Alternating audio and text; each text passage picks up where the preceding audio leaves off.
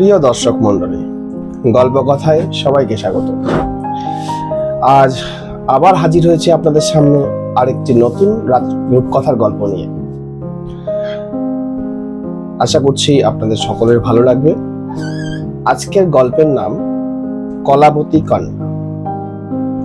রাজকন্যা কলাবতীর খুব অসুখ।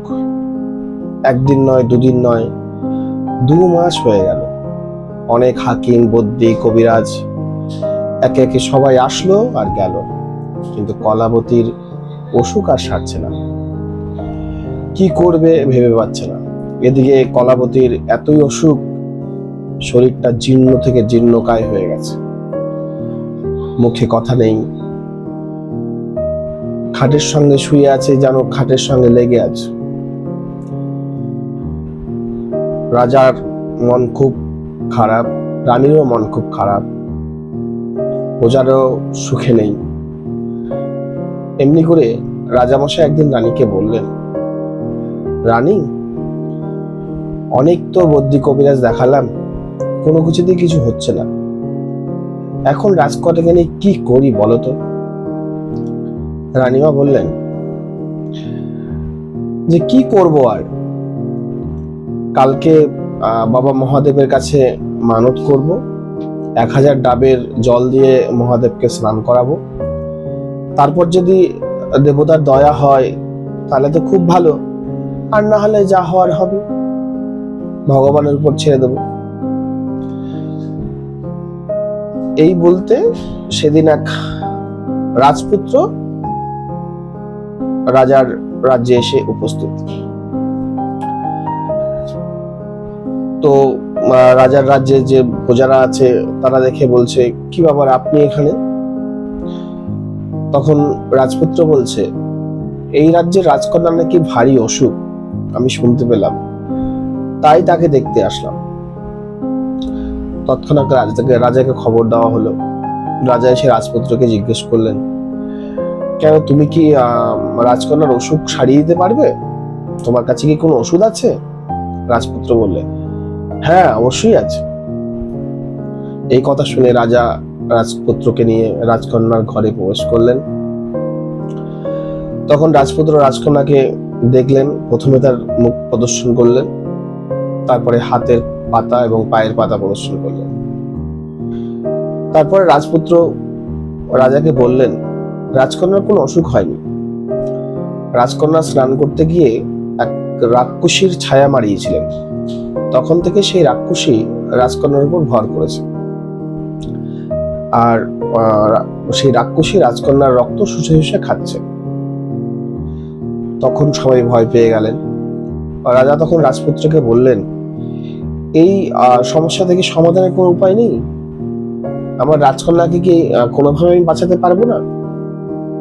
তখন রাজপুত্র বললেন, রাস্তা আছে, কিন্তু ততক্ষণে রাজকন্যার শরীরে প্রাণটা থাকলে হয়। এই কথা শুনে রাজা বললেন, আপনি অবশ্যই সেই রাস্তার কথা বলুন, কিভাবে আমার রাজকন্যাকে বাঁচানো সম্ভব। যে কোনো উপায়ে আমাদের রাজকন্যাকে বাঁচাতে হবে, তার জন্য যা করা দরকার আমরা সেটাই করব। তখন রাজপুত্র বললেন, ঠিক আছে, তাহলে আপনারা আমাকে 7 দিঘির জল এবং 13 নদীর শ্যাওলা 3 দিনের মধ্যে আমার কাছে এনে দিন। যদি আপনারা আনতে পারেন তবেই আমি সেই ওষুধটা তৈরি করে দিতে পারবো এবং রাজকন্যা অবশ্যই বেঁচে যাবে। এটা বলার সঙ্গে সঙ্গে রাজা বললেন, আমরা অবশ্যই 3 দিনের মধ্যে চেষ্টা করছি, এবং তখনই দিকে দিকে লোক পাঠিয়ে দিলেন সেগুলো আনার জন্য।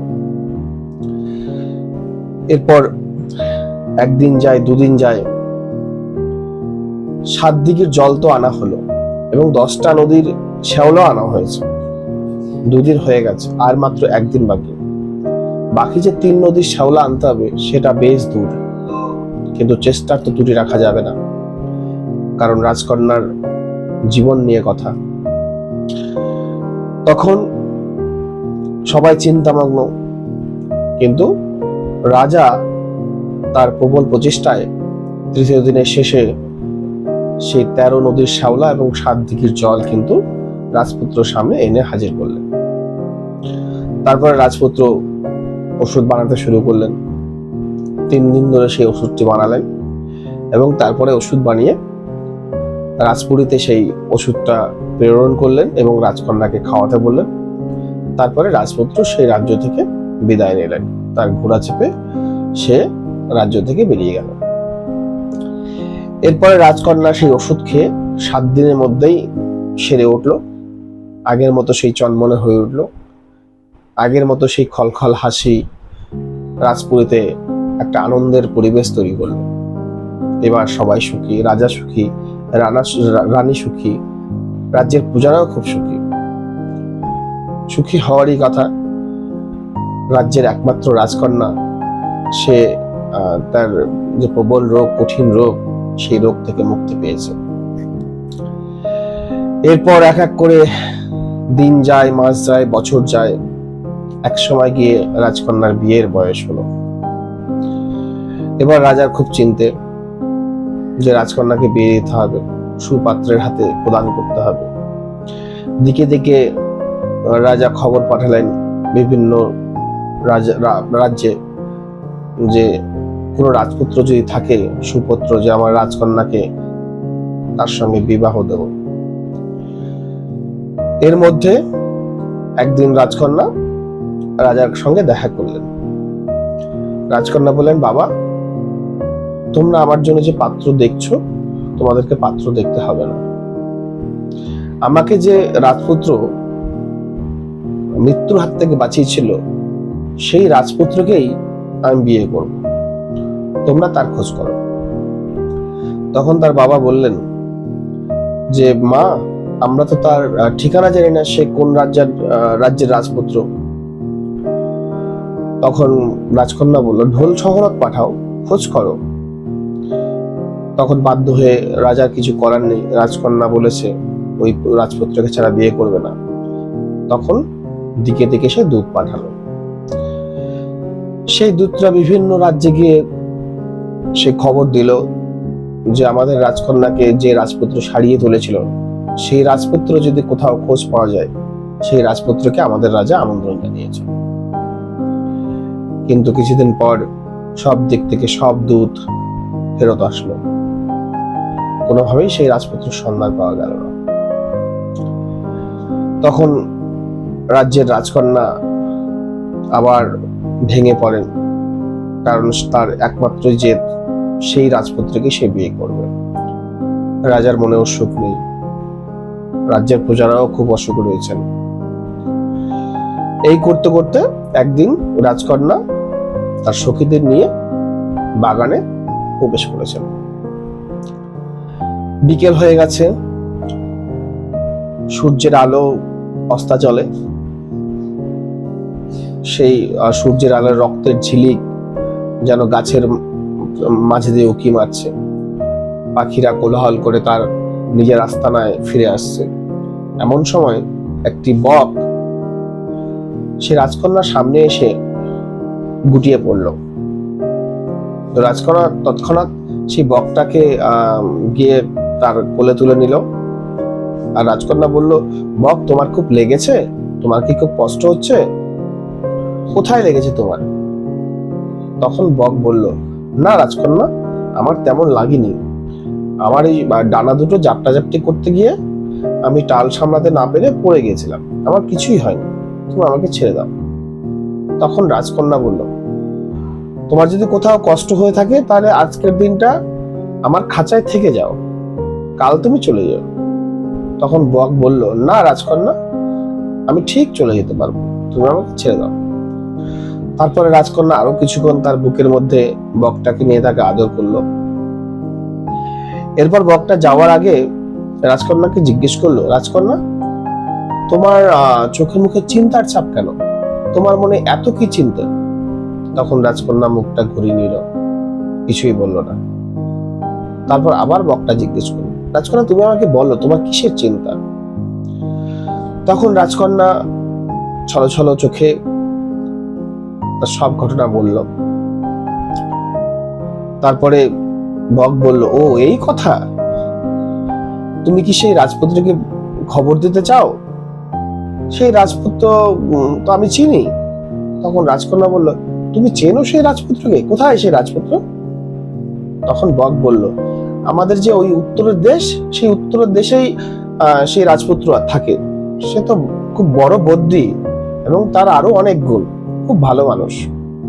তুমি যদি চাও আমি তাকে খবর দিয়ে আসতে পারি। তখন রাজকন্যা বলল, তাহলে তুমি অবশ্যই তাকে একবার খবর দিও যে সে যেন একবার আসে।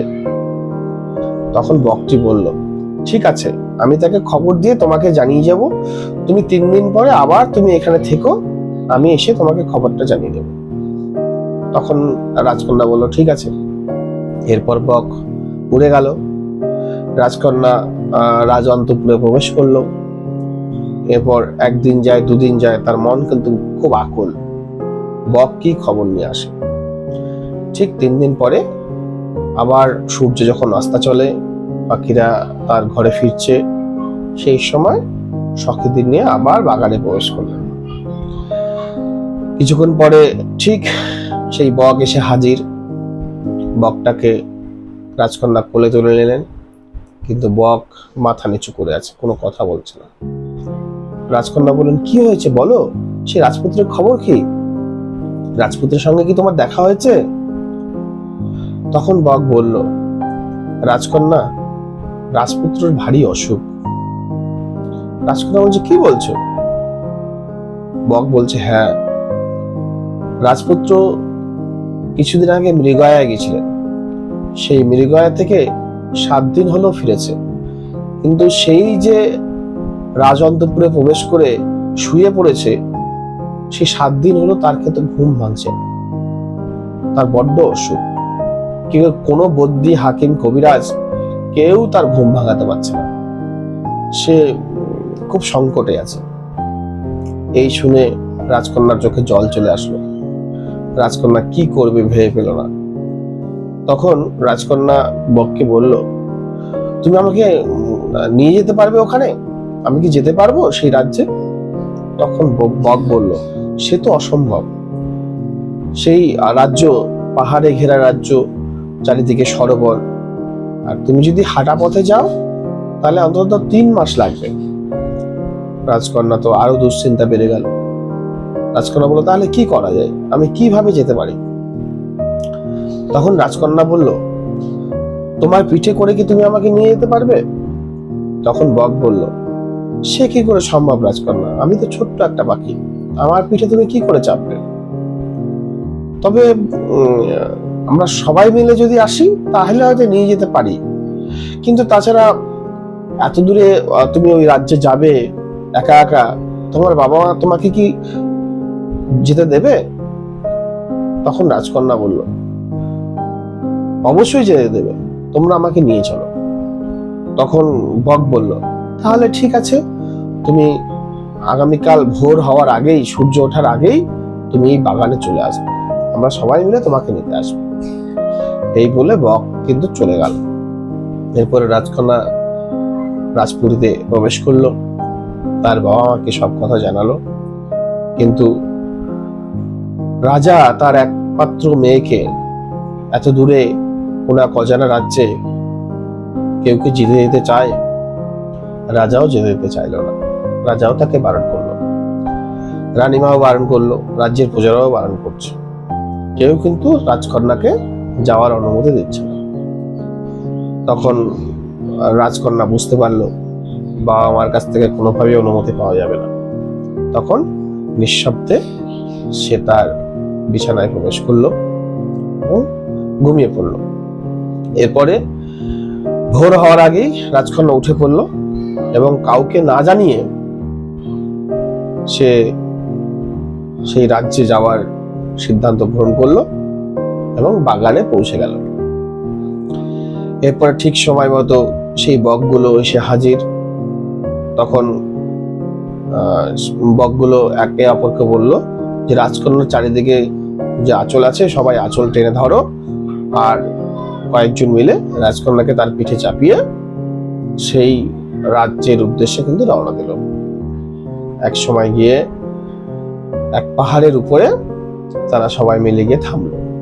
তারপর বক রাজকন্যাকে দূরে এক প্রাসাদের চূড়া দেখে বলল, ওই যে দেখতে পাচ্ছ প্রাসাদের চূড়া, ওটাই হচ্ছে সেই রাজ্য, ওই রাজ্যেই সেই রাজপুত্র থাকে, তুমি সেখানে যাও, আর এরপরে যদি আসার ইচ্ছে হয় বা ফেরার ইচ্ছে হয় তাহলে বিকেলবেলা এখানে এই পাহাড়ে এসে পৌঁছাবে, আমরা চলে আসবো। এই বলে বকরা কিন্তু চলে গেল। তারপরে রাজকন্যা হাঁটতে হাঁটতে সেই রাজপুরীতে প্রবেশ করলো। তো লোকের মুখে কানাঘুষে শুনতে পাচ্ছে যে রাজপুত্র নাকি খুবই অসুখ, আজকের রাতটা টিকলে হয়, এতই অসুখ আজকের রাত হয়তো বা টিকবে না, সে মারা যাবে। এই কথা শুনে তার মন তো আরো ভারাক্রান্ত হয়ে গেল।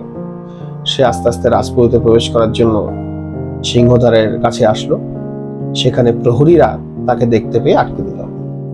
প্রহরীরা জিজ্ঞেস করলো, তোমাকে তো এই দেশের বলে মনে হচ্ছে না, তুমি তো বিদেশি, তুমি এখানে কি করছো? তখন রাজকন্যা বলল, আমি রাজপুত্রকে দেখতে এসেছি।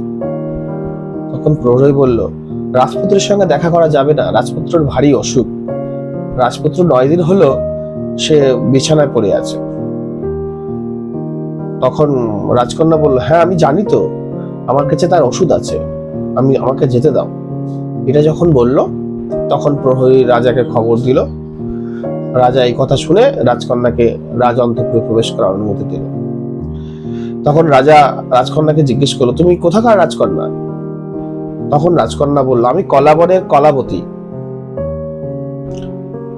তখন রাজা জিজ্ঞেস করলো, তোমার কাছে কি রাজপুত্রের সারার ওষুধ আছে? তখন রাজকন্যা বলল, অবশ্যই আছে, আমাকে রাজপুত্রের কাছে যেতে হবে এবং একাকী তার সঙ্গে 1 দিন 1 রাত থাকতে দিতে হবে, আমি ঘরের ভিতর পুজো হোম করব, তাহলে রাজপুত্র সেরে উঠবে। এই কথা যখন বলল তখন রাজা খুব শিগগিরই তার ব্যবস্থা করে দিলেন। তখন রাজকন্যা সেই রাজপুত্রের ঘরে প্রবেশ করলেন এবং দরজা বন্ধ করে দিলেন। তখন রাজকন্যা দেখলেন রাজপুত্র দুধ সাদা বিছানায় শুয়ে আছে।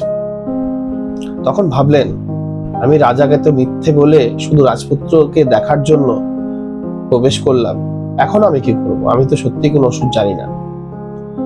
তারপর সে আবার চিন্তা করলেন, ঠিক আছে, একটা রাত তো আমি রাজপুত্রের শুয়ে দেখে বসি, কি হচ্ছে দেখি, কারণ বাইরে তো বলা বলি করছে রাজপুত্র আজকে বাঁচবে কিনা সন্দেহ। এই বলে সে রাজপুত্রের শিয়রে গিয়ে বসলো। বসার সঙ্গে সঙ্গে এক অবাক কাণ্ড, ঘরে কেউ নেই, অথচ কে যেন অজান্তে তাকে ঠেলে ফেলে দিল নিচে। সে কোনো মতো টাল সামলে সে দাঁড়ালো, সে বুঝতে পারলো না কে ঠেললো, ঘরে থেকে কেউ নেই। তখন রাজকন্যা বোঝার জন্য আবার গিয়ে রাজপুত্রের শিয়রে গিয়ে বসলো। এবারে কিন্তু কে যেন পিছন থেকে ঠেলা পড়ল এবং রাজকন্যা মেঝে থেকে লুটিয়ে পড়ল। তখন সে উঠে দাঁড়িয়ে ভাবলো, তাহলে অবশ্যই রাজপুত্রকে কোনো অবদেবতা ভর করেছে, তাহলে তাকে বাঁচানো সম্ভব, এই অপদেবতাকে কোনোভাবে রাজপুত্রের ঘাট থেকে তুলতে হবে। এইভাবে রাজকন্যা তখন আবার দেখার জন্য কি হচ্ছে রাজপুত্রের শিয়রে গিয়ে বসলো। এবার কিন্তু কেউ তাকে ঠেললো না, কিন্তু কিছুক্ষণ পরে দেখা গেল সামনে এক বিকট রাক্ষসের মূর্তি। সে তখন দাঁত কটপট করে জিজ্ঞেস করলো, তুই এখানে কেন? তুই জানিস না আমি রাজপুত্রের উপর ভর করেছি, আমি রাজপুত্রকে মেরে খাবো, আর তুই এখন এসছিস এখানে, আমি তোকেও মারবো। তখন রাজকন্যা বলল, তুমি আবার কবে থেকে ভর করেছো? আমি তো রাজপুত্রের উপর আগে থেকে ভর করে আছি। বলছে, না, আমি আগে থেকে ভর করে আছি, রাজপুত্র যখন মৃগয়ায় গেছিলেন তখন থেকে আমি রাজপুত্রের উপর ভর করে আছি। তখন রাজকন্যা বলেছে, তো তুমি যখন রাজপুত্রের উপর থেকে বেরিয়েই গেছো, তাহলে এবার তুমি চলে যাও। তখন রাক্ষসী বলছে, না, আমি যাব না, আমি তোদের দুটোকেই মেরে খাবো।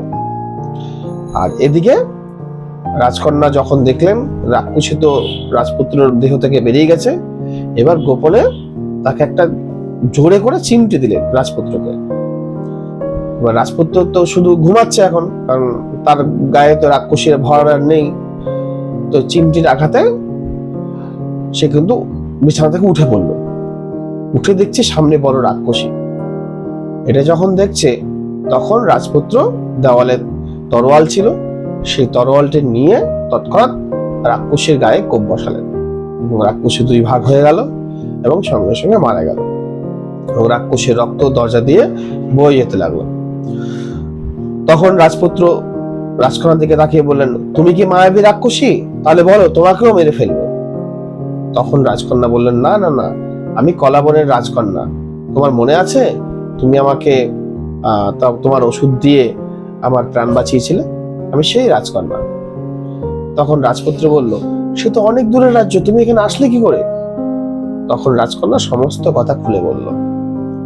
তারপরে রাজপুত্র সারা রাত ধরে গল্প করলো রাজকন্যার সঙ্গে।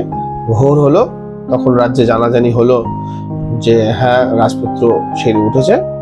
তারপরে সেখানকার রাজা রাজ্যে ঘোষণা করলো যে এই রাজপুত্র এবং কলাবতী রাজকন্যা তাদের বিবাহ সম্পন্ন হবে।